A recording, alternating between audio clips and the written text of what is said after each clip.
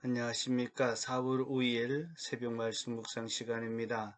이제 부활절을 지나고 죽음의 권세를 이기시고 승리하셨던 부활의 능력이 우리의 삶 속에서 나타나는 그 기쁨과 또 감격을 맛볼 수 있기를 축복합니다.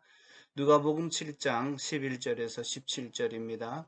조금 뒤에 예수께서 나인이라고 하는 성으로 가시게 되었는데 제자들과 큰 무리가 예수와 동행하였다. 예수께서 성문에 가까이 이르셨을 때에 상녀가 나오고 있었는데 죽은 사람은 그의 어머니의 외아들이었고 그 여자는 과부였다. 그런데 그 동네 많은 사람이 그 여자와 함께 상녀를 뒤따르고 있었다. 주께서 그 여자를 보시고 가엾게 여기시며 울지 말라고 하셨다. 그리고 앞으로 나가서 관에 손을 대시니 메고 가는 사람들이 멈추어 섰다. 예수께서 말씀하시기를 젊은이야 내가 네게 말한다 일어나거라 하셨다. 그러자 죽은 사람이 일어나 앉아서 말을 하기 시작하였다. 예수께서 그의 어머니에게 돌려주셨다.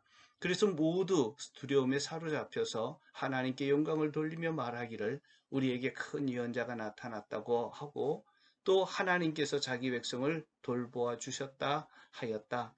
예수의 이 이야기가 온 유대와 그 주위에 있는 모든 지역에 퍼졌다. 아멘. 사랑스러운 또 즐거운 기쁨이란 뜻을 가진 그 이름이 나인성이 있었습니다. 예수님께서 이 성을 찾아가고 있습니다. 누구든지 이 성을 찾기만 하면 즐거움이 가득하고 기쁨이 넘치고 행복할 수 있을까요? 예수님께서 나인성에 도착했을 때 나인성이란 이름과는 정반대의 사건을 접하게 됩니다.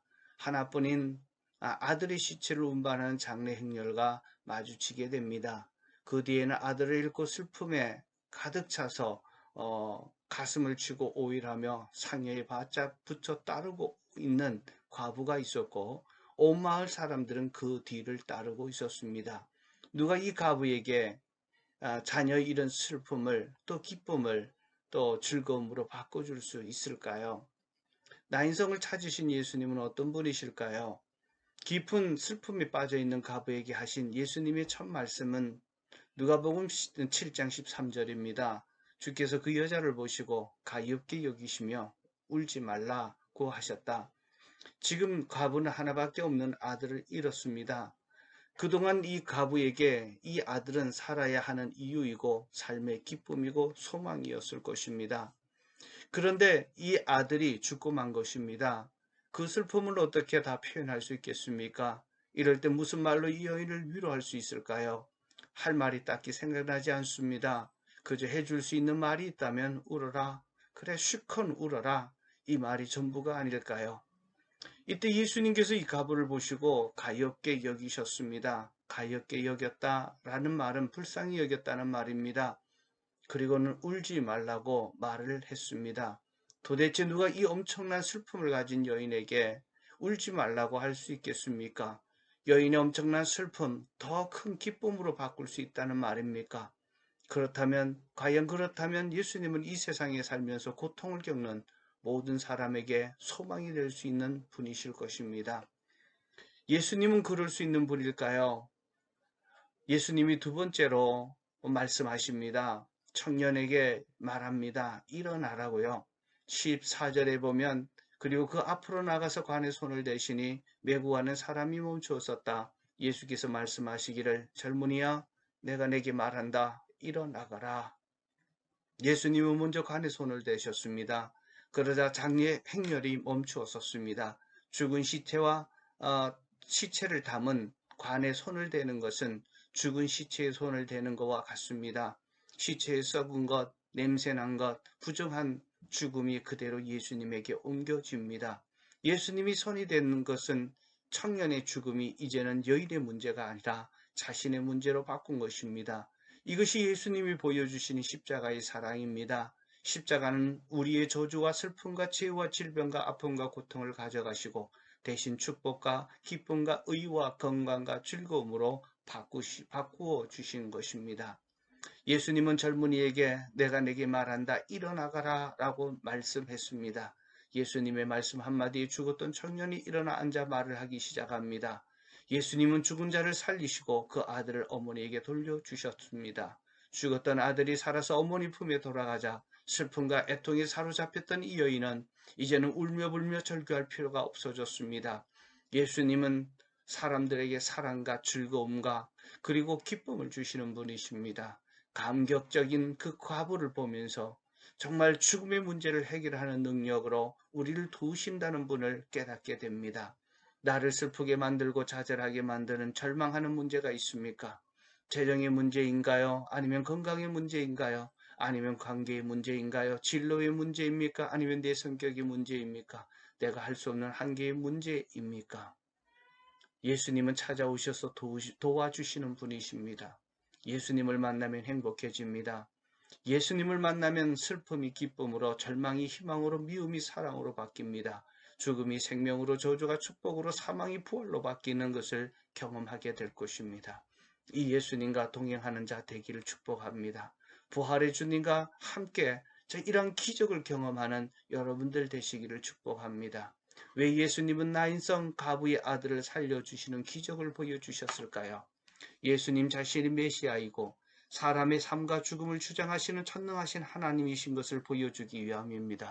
하나님을 경험하지 못하고 살고 있었던 나인성 사람들에게 찬 기쁨과 즐거움과 행복은 예수님이 주고 있음을 보여주어서 하나님께 영광을 돌리기 위함입니다.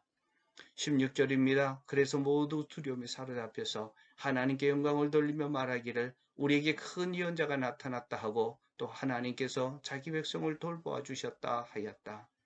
이제 누구든지 예수님 앞에서 자기의 문제를 해결받는 것이 중요합니다. 그럴 때 내 주변 사람들이 예수님이 하시는 일을 보고 하나님께서 자기 백성을 돌보아 주셨다고 영광을 돌리게 될 것입니다.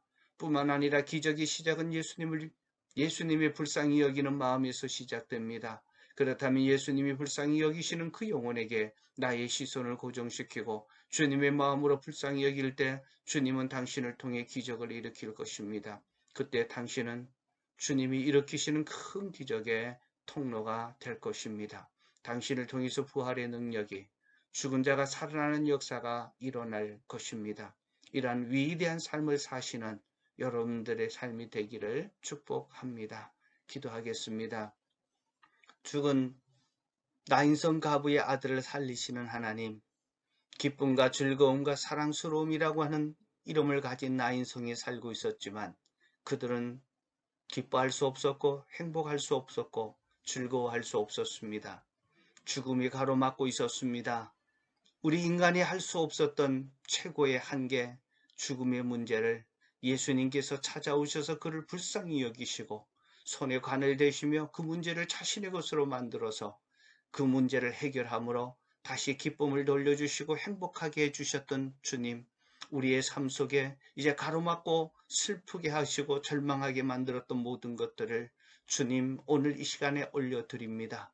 주님 손잡아 주시고 터치하여 주셔서 이제 내 삶의 기쁨으로 바꾸어 주옵소서, 즐거움으로 바꾸어 주시옵소서, 살아계신 부활의 능력의 통로가 되기를 원합니다. 예수님만이 소망이고 예수님만이 우리의 모든 문제를 해결할 수 있는 메시아임을 보여주며 살기를 원합니다. 이제 나를 통해서 그 역사가 일어나 주변 사람들이 하나님의 영광을 보게 하옵소서. 주님이 하나님의 가부를 불쌍히 여겼던 것처럼 이제 주님이 바라보는 그 영혼을 나도 보게 하여 주시고 하나님 불쌍히 여기는 마음으로 다가갈 때 주님의 기적의 통로가 되게 하여 주셔서 죽은 자를 살리시는 능력이 내 삶 속에서도 나타나게 하셔서 주변 모든 사람들이 하나님께 영광을 돌리고 하나님께로 돌아오는 역사들 있게 하옵소서. 예수 그리스도 이름으로 기도하옵나이다. 아멘.